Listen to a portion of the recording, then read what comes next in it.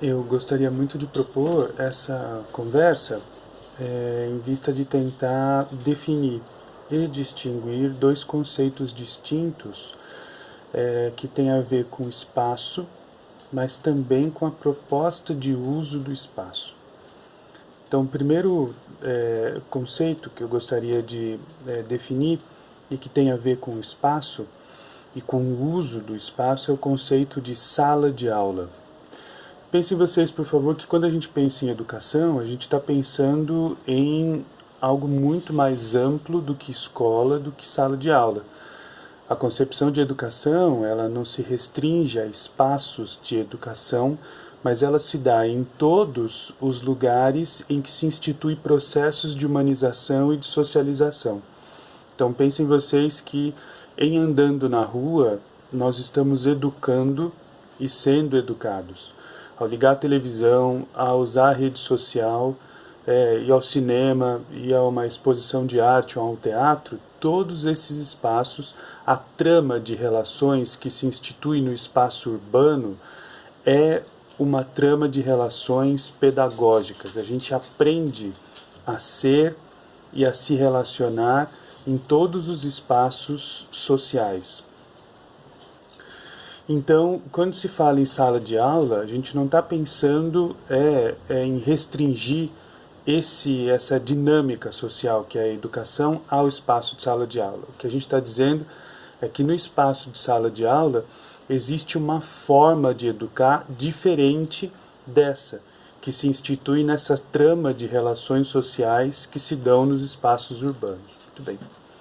Então, no primeiro momento, a gente entende que sala de aula é uma arquitetura que se predispõe a esse conjunto de iniciativas que se propõe a educar um sujeito. E aí a pergunta é, qual é essa proposta de educação que se dá nesse espaço determinado chamado sala de aula? A primeira proposta é que na sala de aula se instituem sujeitos sociais com identidades distintas. Então, o primeiro sujeito social que se predispõe a entrar nesse espaço, nessa arquitetura, que tem por objetivo a educação e um tipo de educação muito bem definida, é o estudante. Então, o estudante, na sala de aula, entra na condição de quem, primeiro, não sabe. Mas não sabe o quê?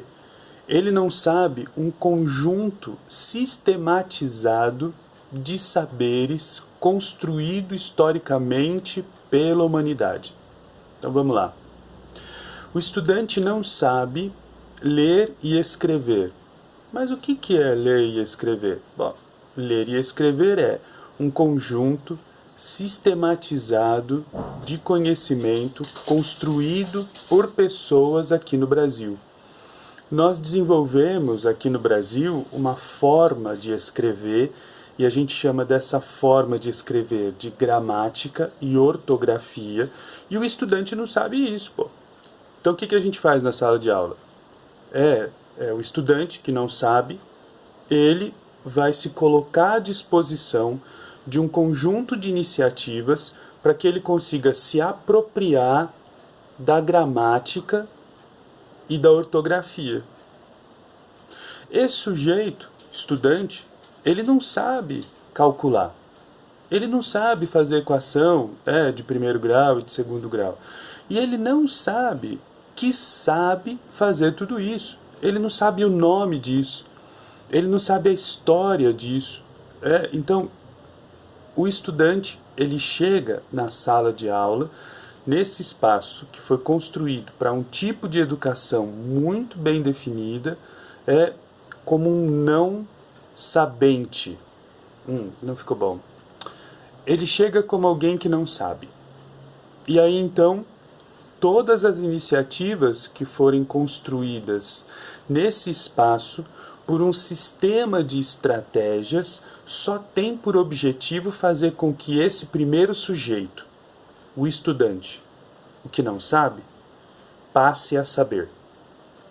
Então, vamos recapitular algumas coisas. Primeiro, sala de aula é uma arquitetura que desempenha um papel no processo de educação muito específico. Qual é? Transmitir ao estudante um conjunto de saberes sistematizado historicamente. O primeiro indivíduo que chega nesse espaço é o estudante. O estudante chega em que condição? Com a condição de quem não sabe. Não sabe esse saber sistematizado e construído historicamente. Muito bem. O segundo sujeito que chega nesse espaço de sala de aula é o professor. E o professor ele chega numa outra condição. O professor chega na condição de que, primeiro, sabe esse conjunto de saberes que foi sistematizado historicamente e constituído historicamente. Segundo, ele não só sabe esse conteúdo, como ele sabe transmitir esse conteúdo. Ele sabe fazer com que o estudante que não sabe passe a saber. Então, eu preciso de uma estratégia para que esse sujeito que não sabe passe a saber. Ele não conhece a gramática e a ortografia, então eu preciso de um conjunto de estratégias, o professor precisa de um conjunto de estratégias para que esse sujeito que não sabe passe a saber. Muito bem.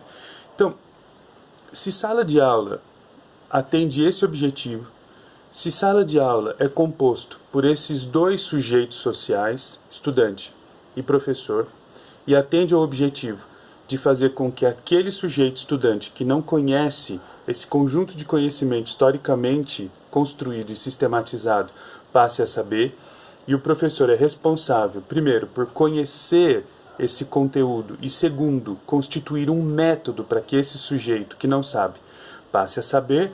Se isso está posto, então foi assim que nós estudamos, foi nessa sala de aula. É nessa condição em que muitas vezes nós estamos, quando a gente se coloca, por exemplo, na faculdade, na condição de estudante. Então, ok, eu não sei. E aí, o que eu faço lá? Eu me coloco à disposição para aprender. Né? E aí, então, a gente pode dizer, inclusive, que existe um conjunto de disposições do estudante para que ele, que não saiba, passe a saber. Então, qual é esse conjunto de disposições que a sala de aula exige do estudante? A sala de aula exige que o estudante se mantenha concentrado. Por quê? Se eu não estou concentrado naquilo que o professor está falando e na estratégia que ele está propondo, então eu estou alheio àquele espaço. É como se eu ocupasse um espaço físico, mas eu não estou me apropriando das estratégias propostas pelo professor. Então, é quase como se não servisse a nada. Então, a presença do estudante exige necessariamente um conjunto de disposições. E eu estou chamando de disposição de propósito, para a gente não confundir com outro conceito que a gente vai definir. Então, primeiro, o sujeito tem que estar atento. Né? Então, ele tem que estar lá concentrado. O professor propôs um método, ele, está disposto. O professor propôs um conceito, ele aprendeu. Muito bem. Depois da concentração, esse sujeito precisa estar em silêncio. Não pode falar. Ele tem que estar concentrado porque ele não sabe, porra. Então ele precisa ficar ouvindo aquilo que o professor, que sabe e que conhece os métodos para ensinar, propõe para ele. Então ele tem que estar em silêncio. Então, a disciplina da concentração e do silêncio é fundamental para a sala de aula. Né? Eu não sei, porra. O professor sabe. Então o que eu vou fazer? Eu vou ficar bem quietinho, assim, prestando atenção no cara, e o cara vai falar e fica tudo certo. Muito bem. Uma outra disposição, para além da concentração e do silêncio, é que um outro elemento, para além da disposição que exige do estudante, é o método de avaliação. Então, qual é o método de avaliação da sala de aula? A sala de aula exige que aquilo que o sujeito aprendeu, ele devolva em forma de conteúdo. Então, ok, eu tenho aqui um conjunto de conteúdo que te foi oferecido, você vai me devolver agora. Tá. Se isso é sala de aula, se esses são os sujeitos que compõem essa arquitetura, se esse é o objetivo dessa arquitetura, se essas são as disposições que se exige do estudante, vamos agora para a nossa segunda definição. e é essa que eu gostaria de comparar, que é a definição de laboratório de historiografia e de geografia. Vejam vocês, por favor, que a gente muda o nome para a gente mudar também o objetivo e a gente mudar as disposições das pessoas que compõem esse espaço. O laboratório, meus amores, ele não é um espaço que se propõe ao mesmo que se propõe a sala de aula. No laboratório, quando as pessoas se encontram nesse espaço, as pessoas, ainda que se instituam na mesma condição da sala de aula, e que condição é essa? Que o laboratório passa a ser um espaço diferente dos outros espaços de educação, mas ele não se propõe a transferir o conhecimento historicamente construído e sistematizado. Por quê? O laboratório de historiografia e geografia, ele atende a outro objetivo. O laboratório é espaço de pesquisa. E aí então, meus amores, a proposta do laboratório é que o laboratório acolha pessoas que se dispõem a descobrir juntas os problemas que nascem a partir da convivência social. Então, pensem vocês, por favor, que num determinado momento as pessoas chegam no laboratório de historiografia e geografia e lá elas se predispõem a entender o que é isso, o ser humano que transforma o espaço no tempo. Então, para esse laboratório funcionar, ele precisa necessariamente de algumas estratégias de pesquisa. Por exemplo, a primeira estratégia de pesquisa é o problema. Ninguém começa a pesquisar sem um problema, meus amores. E para nascer um problema, ele não pode nascer dado. Eu não posso chegar para as pessoas e dizer assim, olha, é o seguinte, nós vamos estudar isso daqui. Se não for um problema que de fato é um problema dos sujeitos que estão pesquisando, ele não é um problema em definitivo. Pensem vocês, por favor, daqui a pouco vocês vão começar a fazer o TCC ou o TIP, e vocês vão precisar de um problema. Se não for um problema que está diretamente envolvido com a sua pesquisa, com a sua proposta de construção de conhecimento em educação, a gente vai fazer esse trabalho só para ganhar uma nota e acabou. Agora, se o problema for um problema que nasce da sua prática, que nasce das leituras que você faz, que nasceu de uma situação que você observou no estágio supervisionado, e aí então você fala, meu Deus, eu preciso entender isso, porque isso está aqui, mexendo com a minha cabeça. Ótimo, aí nasceu o problema. O problema ele só é honesto quando ele nasce da nossa experiência de participação. É por isso que quando a gente propõe aos estudantes que entrem ao laboratório, eles não entram como alguém que não sabe. Pelo contrário, eles entram com alguém que carrega junto consigo a sua história e a história de toda a humanidade que o pressupõe. Ele carrega junto consigo tudo aquilo que está constituído na condição do que é justo e injusto. Ele carrega consigo o bairro onde ele mora, as pessoas com quem ele mora, os problemas que ele está ouvindo. Então percebam vocês, meus amores, por favor, que a proposta do laboratório não é uma proposta de transmissão de um conjunto de saberes construído e sistematizado historicamente. A proposta do laboratório é que as pessoas se reúnam em vista de conhecer o que é isso, o ser humano, que transforma o espaço no tempo.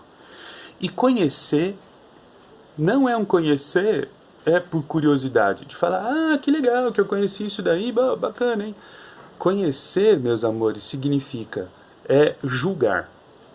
Julgar quais são os aspectos de justiça e injustiça que instituem essa trama de relações e a transformação do espaço no tempo, saber o que é justo e o que é injusto e conseguir, em identificando elementos de injustiça, propor uma transformação desse espaço.